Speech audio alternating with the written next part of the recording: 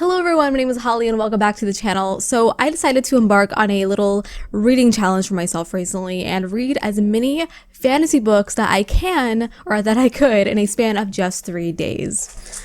My cat is going insane. And of course the only she's just doing laps. Yeah, I'm trying to be professional. And of course, the only reliable method for doing that is by reading shorter books. And if you're new here, then you should know that I love my fantasies thick. I mean, short books are cool too. I'm short, and I guess I'm all right. But I did this because I wanted to advance my reading goals in a cheaty fashion. I'm joking, but I mentioned in my last video, have you been watching, that I took a little break from fantasy for October, and I was going to dive back in head first, pick back up my fantasy crown. So I did my own little mini readathon to try and catch up on my 2022 reading goal, which I'm very behind on, which full transparency, I do not care about. I set my reading goal for 2022 to 69 books because, you know, nice, and just totally joking. And sure, it would have been nice to hit that goal, but I mean, it was just a little dirty joke. Haha, funny. But this is also a really great strategy for the beginning of the year too, if you want to get ahead of the game. So let's go ahead and talk about what I read. But before we do, be sure to subscribe, like this video, and follow me on Twitter and Instagram if you want. So what really sparked this idea of seeing how much I can read in just a few days was I've been really wanting to read the Singing Hills Cycle series. It's a long ass title, which consists of 3 books so far. Now these are very short books that you can read in, I don't know, an hour or 2, and they're also very beloved and highly talked about, which is what I wanted. As someone who isn't big on novellas, books under 200 pages, they need to be good, and I need to enjoy them. So book 1 is called The Empress of Salt and Fortune. So of course, like I said, this is a novella. It's only about 100 pages, so I don't want to tell you too much about the plot. I'm going to be as vague as possible. The basic bare bones of the story is that we are following a chronicler, someone who travels to different places and records history. So each book is of this character in different locations, so they are kind of like standalones. I don't see why you couldn't read them out of order, but why would you, you know? They do have a very well-rounded story, and it's nice to know what the character has done and where they were before. So in this book in particular, the chronicler is hearing a tale from an old handmaiden of the Empress, and she's telling us about the Empress's life. And this Empress was from a country to the north, and she was sent to the south to marry the Emperor and bear him a son. And as soon as that happens, she is exiled, but she is not the type of person to be content with being exiled. So the story unfolds and informs us on what happened after. It's really cool because despite the length of this book, it felt like that I was reading like an epic fantasy because the world building is there. We get fleshed out kingdoms, politics, and cultures.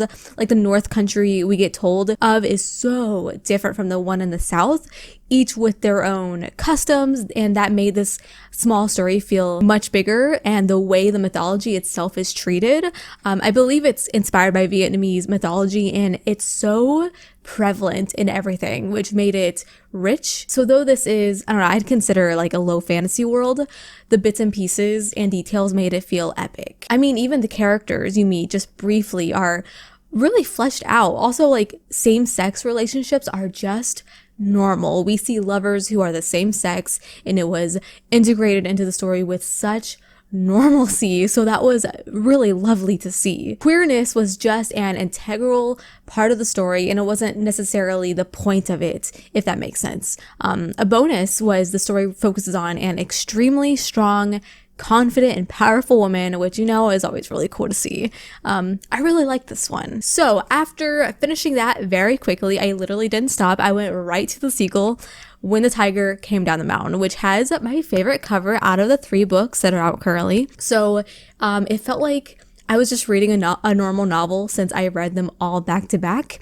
And these do read really quickly. They have short chapters, there's a lot of breaks and scene changes, so you can read them like one sitting pretty easily, and I'm a slow reader, so that is a feat. So yes, this does feature the same main character, our chronicler, who gathers stories across the world, and the story in Empress of Salt and Fortune is totally separate from the one that we have here. We are in a brand new location, so I guess you can call this, I don't know, these books are like companions of one another and not direct sequels. I enjoyed this one even more than the first. It has a different tone, and I think it worked better for me personally. So our main character, Chi, is traveling up a mountain with a guide who is a mammoth rider, but they get trapped and there are 3 hungry tiger women who want to eat them. So Chi does what they do best and tries to stall them with one of their stories. And the tiger women, they know of this story, but it's much different than the one that they were taught. The author does such a great job creating such a beautiful, fleshed out world so freaking quickly without seeming to be messy, like at all. It's all very organized, not like thrown together for the sake of a quick novella. And it's, again, interwoven with mythology like ghosts and fox spirits. Even the tiger women are part of the Vietnamese mythology. So just like dripping with a really rich backdrop and history that you get to learn as you enjoy it as like a fictional story. The way this book examines the idea of storytelling and how our perspectives on these stories like might obviously differ from or based on the way you grew up or live. Like, this book does a great job examining the human version of the story Chi is telling from the tiger version that the tiger women have always thought the story was. It was refreshing because Chi wasn't like, my story is right and yours is wrong, but they take notes and give validity to their version, and I really, really like that. They didn't shun either version, just compared and discussed. And damn it, I wish things were like that in real life instead of you're automatically wrong and I'm right. Annoying as hell. I think another reason this one resonated with me more is the humor. The previous novel was more like, I don't know, I guess it was more like a drama, I'd categorize it as, while this one was way more funny. A lot more humorous interactions between Chi and the mammoth rider guide, and also the 3 tigers while they're reacting to the human story that is being told to them. A lot of banter. That's the way to my heart, honestly. Like, sure, I like my dark, brutal fantasy, but when there is humor intermixed, that can quickly turn into a favorite book. I really think this was a fantastic read. It's really heartwarming and uplifting. So after finishing book 2 and liking it even more than the first, I thought, could the 3rd book keep that trend going? So I took a small break, and later that night on the same day, I started Into the Riverlands. Oh, by the way, I read these all on my Kindle. I'm very lucky to have been sent the ebooks, so I was able to read them all back to back. So in this one, she, of course, takes center stage, and this time they're traveling into the Riverlands, like literally self-explanatory from the title, but they have a small crew with them this time. 2 martial artists, sisters, and an old married couple, but not everything is as it seems between them all. This story has a very compelling focus on the way heroes are almost always considered to be beautiful and what that means and how that can be addressed. It was a really interesting view, and this one goes into a deep dive into Chi's character as well, way more than the previous 2. So it felt more personal, but it still had like that really fun feel to it, especially with all of the characters that we're following joining in on telling their stories. So overall, I really enjoyed my time in the series. If I had to rank them, book 2 was my favorite, and then book 3. And book 1, I think, was my least favorite. They're all still very highly rated for me, but book 1 was more of like a sit-down story, while book 2 and 3 had more of a travel element to it, and also some like action as well. So yeah, very fast reads. It's been really fun following Chi through many different situations and seeing their perspective amongst different people they meet. They're just like fun, bite-sized stories with a lot of rich mythology, and I hope that we get more stories in this series. So that was actually how day 1 went. I read all 3 of those and called it a day, and then came day 2. So I picked up Piranesi. So I had actually started this book earlier this year, and I was really enjoying it. It's a book that needs all of your attention, and my brain must have just like left my body because I somehow completely forgot about it. And this book is all about falling into the feel of the world. So I don't know, maybe I was stressed out or busy at the time. I have no idea. I don't remember. So I went back to it and reread what I had previously read and sunk down deep into the story, and I'm very glad that I did that. So if you like atmospheric fantasy, I think you'll like this book a lot, but still, it isn't like your typical fantasy where information is given to you about the world or even the characters, you're slowly given clues and discovering everything for yourself. So this takes place within a labyrinthian-like house, and this house is chock full of many different rooms,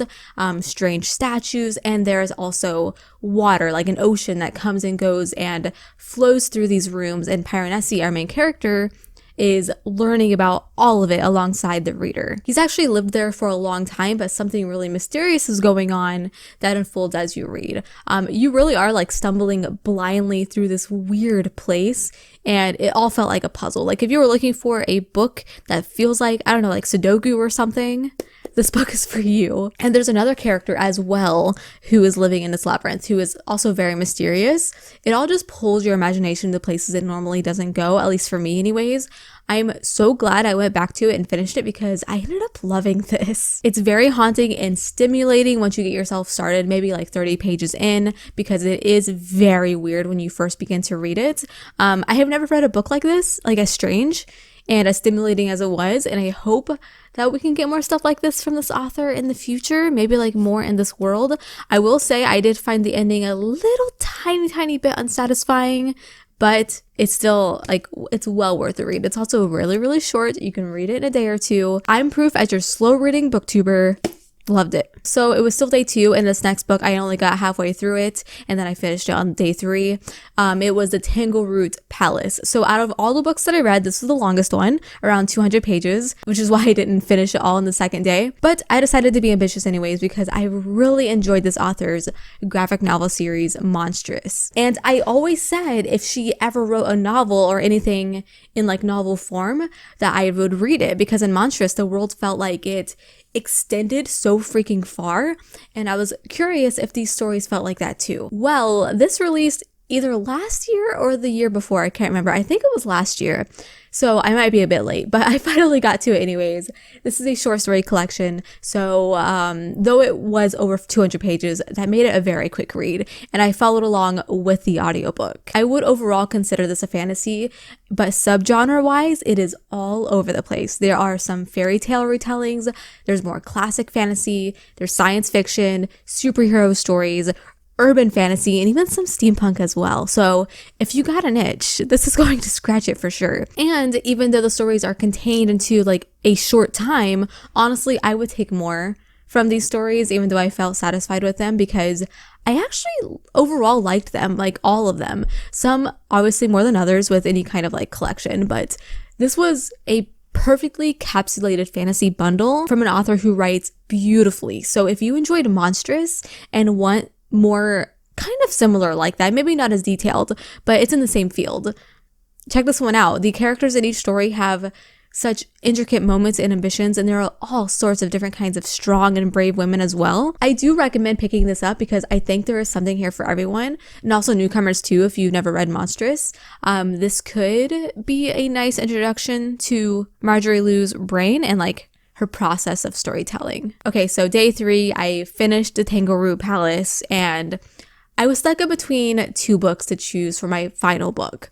I could have continued a series I'm in the middle of by reading A Mirror Mended, but I wasn't feeling fairy tales, so instead, I decided to read Gallant by V.E. Schwab. Now, I might not be a V.E. Schwab fangirl and wasn't planning on reading this one at all, but my mood led me here, and I was looking for quick and easy reads. You could argue this isn't fully fantasy though. I'd categorize it as like whimsy horror fantasy, but I don't know. I'm pushing it a little, but I'm including it here anyways because it is what I picked up. This was another audiobook that I followed along with because I didn't have much time left before my 3rd day was over.